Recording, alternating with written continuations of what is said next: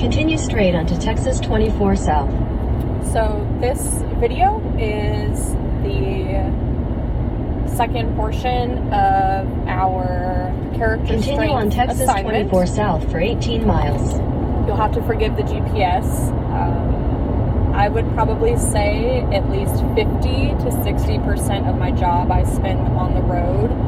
I drive roughly anywhere between 3,500 to 4,000 miles every 3 to 4 weeks.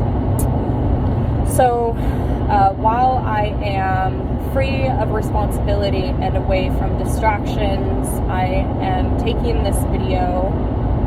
I've had a little bit of an issue with the links that were provided in the module, so I hope this is acceptable.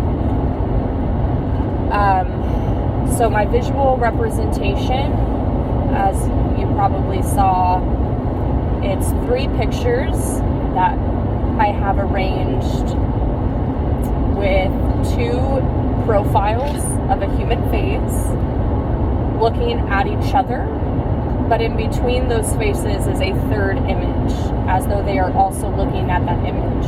So there is self-reflection, and then there is also, I suppose you could consider it appreciation, looking at that third image with admiration and gratefulness. The top left-hand profile begins with a silhouette walking through a door into darkness. That represents the start of my character strength, which is spirituality.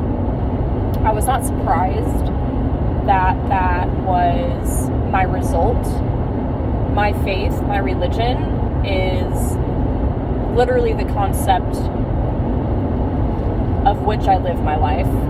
It determines my attitude that day. It determines how I go about treating people, how I do my job, how I raise my child, how I go about relationships in terms of whether that's a husband or a friend or a family member.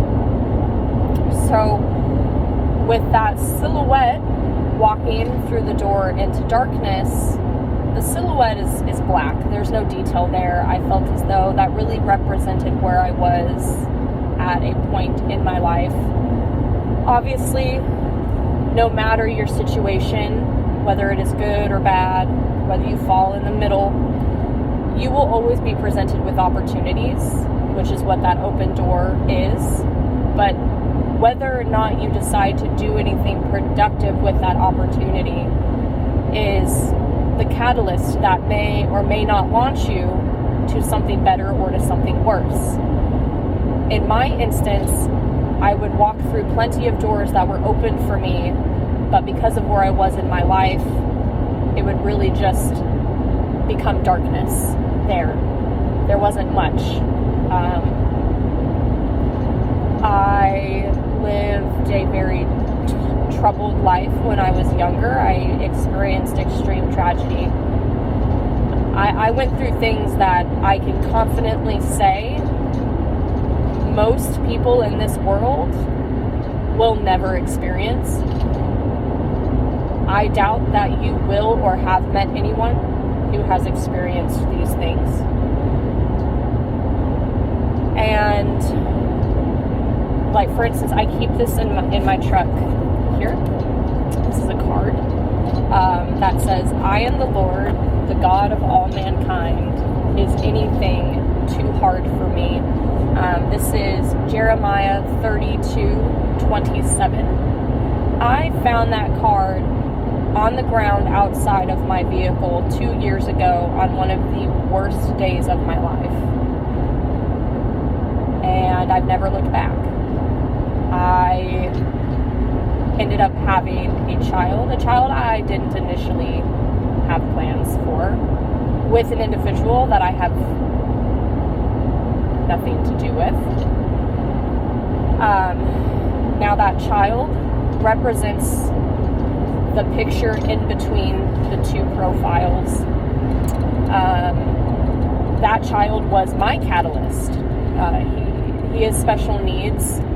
There have been lots of struggles, but also lots of accomplishments with him and his situation and our family life. But I was given a choice that day whether or not I finally took an opportunity and made something productive out of that and turned myself around into someone who is supportive, who is productive, who can provide, and who can protect. Or I was given the choice to victimize my child and continue to be selfish and continue to be irresponsible. I did not choose the latter. And then the lower right hand profile was a picture I took of myself recently in the last couple months of where I am now.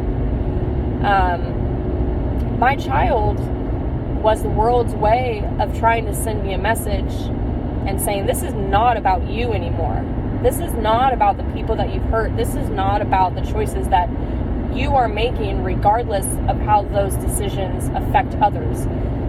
I was presented with this child to knock me upside the head and wake me up and to explain to me that it is not my life anymore.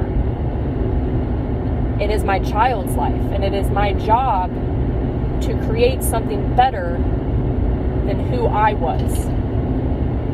And the third picture that I took of myself, I took at a time where I felt nothing but happiness and goodness, thankfulness, and my faith is why I have that life now. I am a provider for my household.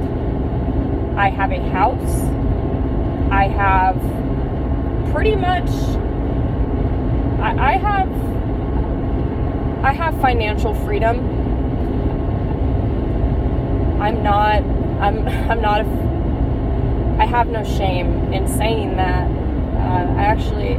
I have a lot of good feelings being able to say that.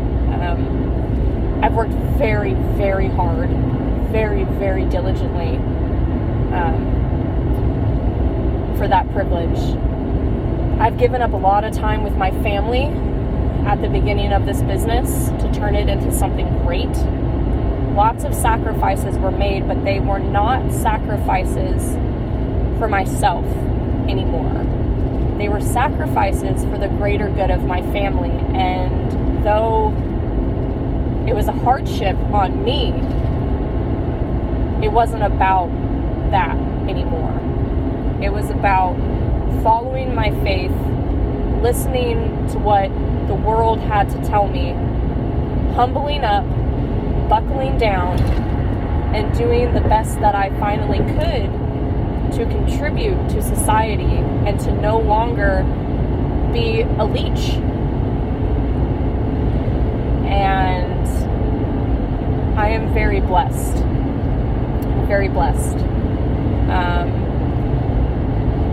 I have no debt. I have nice vehicles. I have a great kid, a wonderful family, a beyond successful business, which was at one point just a dream. And I didn't do those things. Like, I did these things, but there was a lot more at play there than just doing them.